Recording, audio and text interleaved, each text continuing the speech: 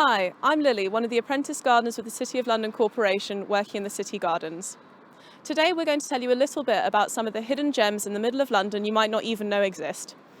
These are pocket gardens which offer a little bit of respite from the hustle and bustle of the city. Let's start with Cleary Gardens, where we are today.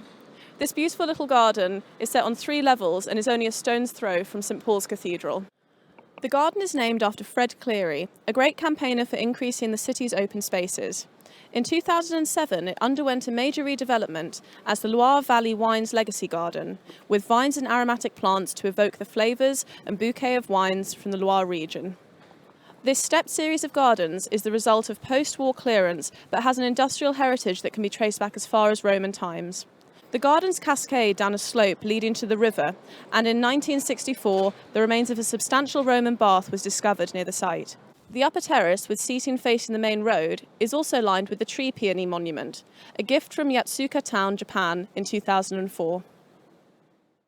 In 2007, several grapevines were planted along the upper wall as a gift from the winemakers of the Loire Valley. If you come at the right time of year, you might even be able to pick some yourself. Next we have St Dunstan in the west, another hidden gem in the City of London, with some tranquility to offer its passers-by and city workers alike. Let's have a look inside. This small but neat pocket garden is exceptionally well hidden, squeezed between buildings on a quiet back street in the City of London. The burial ground is associated with the church of the same name, which still exists fronting with its grand clock and tower onto Fleet Street. What was once at street level slowly piled up over the centuries as burials kept being added, so entry is now up a short flight of steps.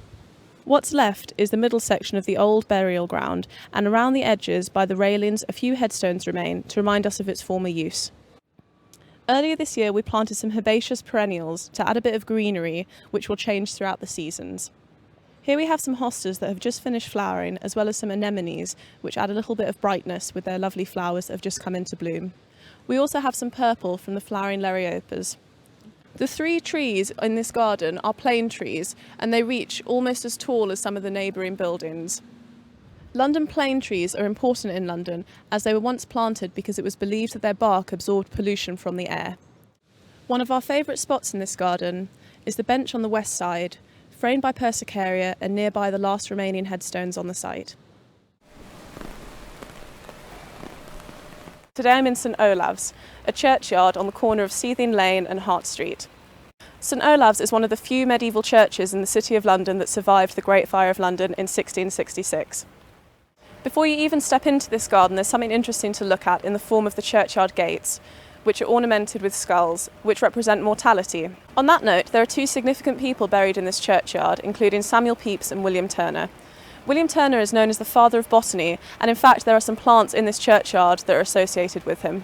In 2012, the City of London redeveloped this garden, providing more seating and improving the borders and adding more interest. Although this is a small garden, it does provide a quiet space you can escape from the busy city, with benches located in shaded spots, even in weather like this, and even a little labyrinth, which we'll show you in a second.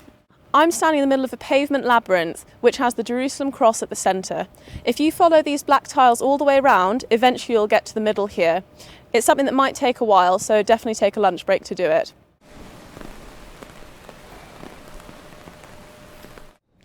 Last but certainly not least is Dissecting Lane, a pocket garden tucked between St Paul's Cathedral and St Nicholas Cole Abbey. The garden was opened in 2019 and was designed by landscape architect Tom Stewart Smith. An organic web of interweaving paths divides the space, creating a sense of privacy and intimacy. On a sunny day, the birch trees create a delicate filtering of light across the garden, and the gentle rustling of leaves offers some respite from the busy soundscape of the city. A water wall inspired by fish scales acts as a lovely backdrop to the garden and is reminiscent of the 16th century fish market that once stood here. We've come to the end of our virtual tour of the City of London's secret gardens. We hope to see you soon, enjoying these hidden gems as much as we do every day.